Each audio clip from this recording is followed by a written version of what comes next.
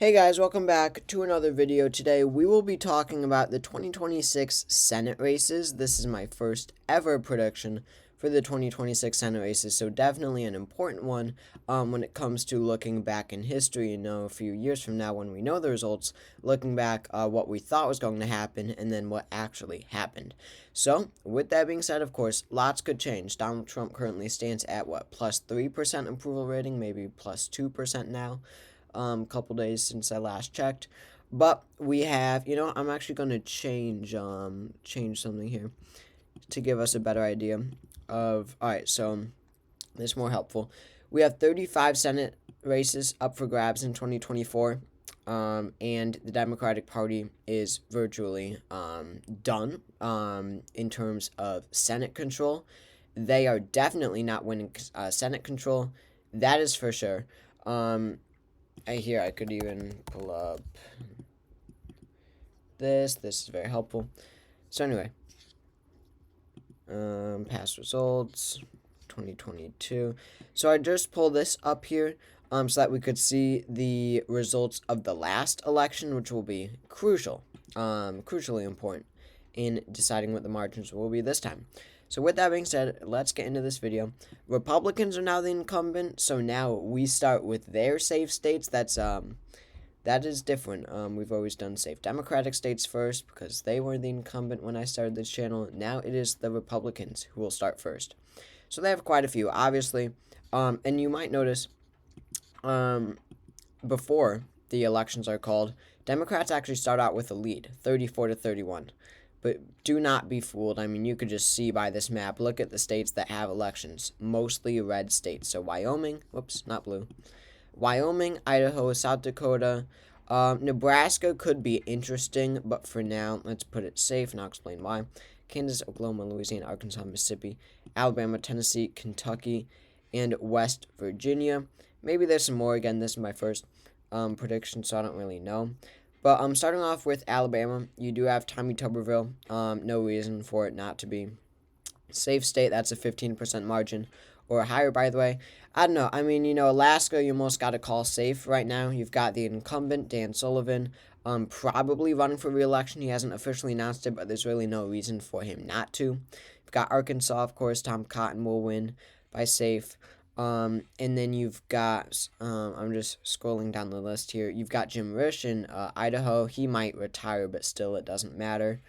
Now, Joni Ernst, last time her race was kind of narrow, 6.5% margin. So, especially in a Trump midterm, I don't expect her to do 15-point margin. That's insane. Roger Marshall will be fine in Kansas. And then you've got, I guess, Andy Barr is the Attorney General? Oh, U.S. Representative from Kentucky, who's running for Senate. Mitch McConnell is obviously retiring. He hasn't announced it yet, but he has been serving since 1984. Was sworn in 85. So he's probably retiring. So Kentucky is safe. I assume I filled that one out. Yep. And then Louisiana, Bill Cassidy is running for re-election.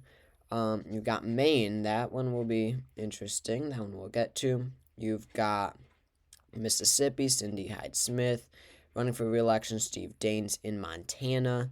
You've got Nebraska, and I said this one could be interesting because Dan Osborne, the independent candidate for Senate from 2024, might be running again. But honestly, probably not, because he's probably running for the second or the first congressional district. So we could say that one is safe as well. So I don't know, maybe some more, but it doesn't really matter. West Virginia, Wyoming, blah blah blah. So as for the safe Democratic states, there are a lot less. So you've got Massachusetts, Ed Markey running for re-election. You've got Rhode Island. Who is it? Is it? No, it's not Whitehouse. It's the other guy. Rhode Island. Where's Rhode Island? Jack Reed. Most standard-looking politician ever. You got Jack Reed in Rhode Island running for re-election. Cory Booker is a very strong candidate, but looking at New Jersey from the 2024 election, Kamala won it by 6. I don't even think he'll win by a safe margin. And then Chris Coons in Delaware should win by safe. Illinois' Tammy Duckworth. She won last time by 16. Um, but it's hard to tell because then you look at 2024. I mean, it was Harris plus 11. I'd assume Duckworth could make it safe or perform by 5 points. Why did I not characterize Montana? I think I'm so used to 2024 Senate with John Tester that I didn't characterize Montana yet, but that one is safe. As for the Democrats, I'm struggling here. I'm thinking, what else could they win by a safe margin? And I don't think there's anything else. Just absolutely brutal for them. Likely states now for what about Oregon? It's Merkley. He should be running for re-election, I assume. Always helps when you've got an incumbent. Kamala one. Oh yeah. Oregon should be safe for Jeff Merkley. So you also have Chuck Grassley in Iowa now. Or no, sorry, you don't. You have Joni Ernst, and we went over that one. She won't win by safe. But you also have South Carolina. I believe it's Lindsey Graham, right? Lindsey Graham up for re-election. Yep, incumbent is officially running. I mean, what did he win by last time? I think it was somewhat close, but not really. In 2020, he won by 10 points, and Democrats poured in tens of millions of dollars into that race. So I'd say South Carolina is actually safe for Republicans now, even worse for Democrats. So after safe states, just safe states, Republicans are at 47, Democrats are at 39. Absolutely brutal for Democrats.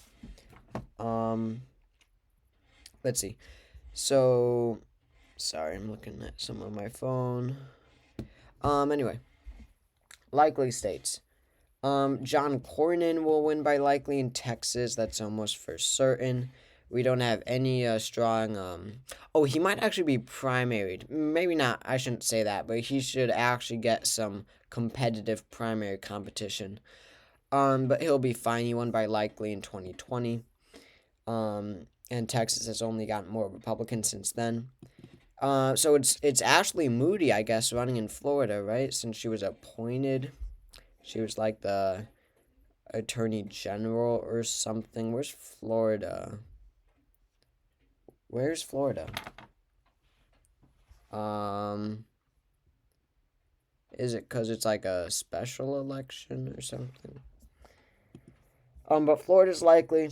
I believe that it's not on the list because they have a special election. With Ashley Moody, who took Rubio's seat after he became the Secretary of State. Okay, Ohio. You have Houston. Oh, he's probably not here either because that's a special election too, I think, Ohio.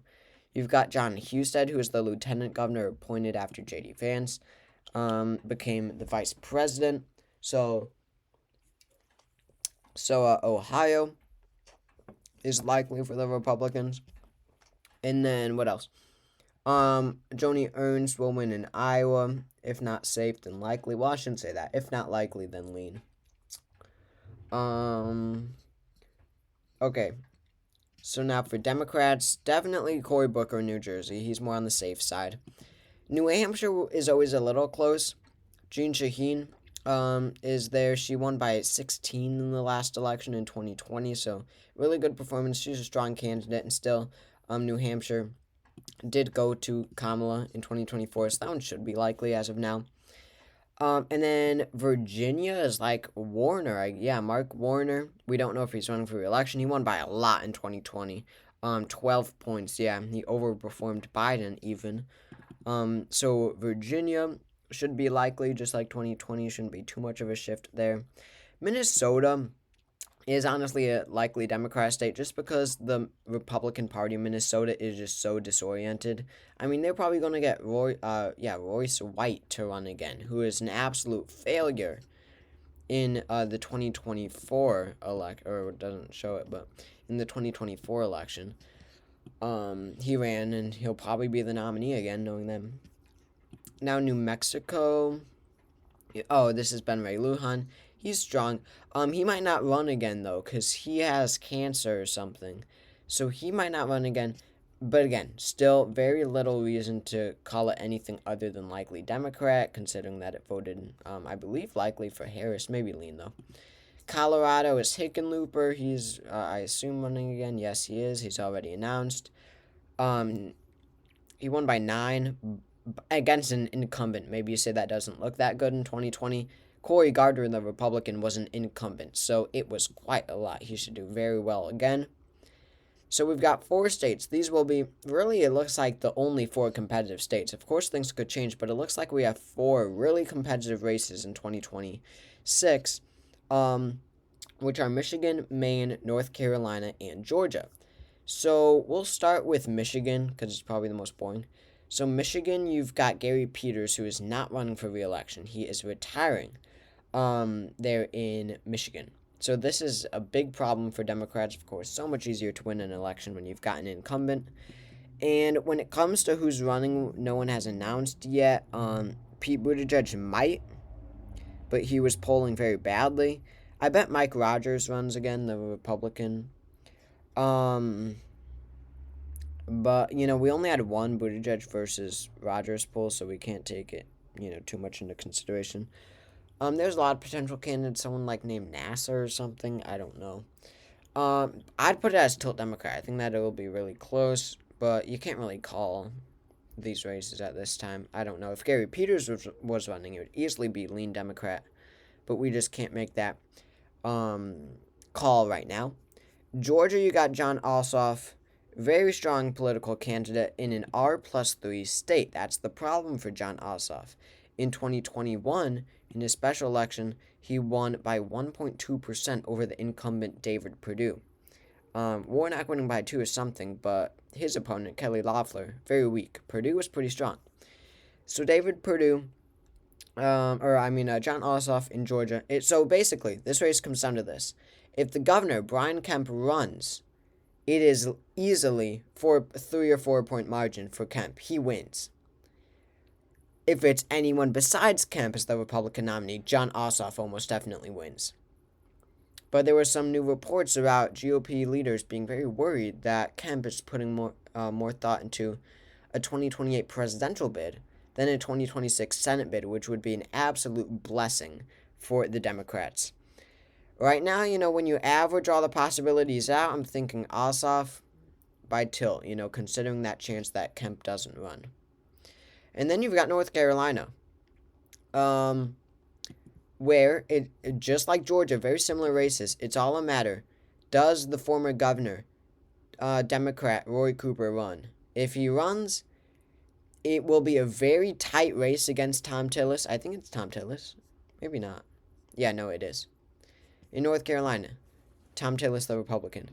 If Roy Cooper runs, it would be a very tight race against Thom Tillis. If any other Democrat runs, it would still be close, but Thom Tillis is definitely favored. Also, Thom Tillis is going to face a primary contest that will divide the party. Still, overall, I think that that the Republicans are very narrowly favored to win North Carolina. I'm sorry to give you so many tilt states, but when factoring out all these possibilities, I think that that is only fair, that tilt characterization. And then you've got Maine, the most interesting. Maine, you've got Susan Collins running.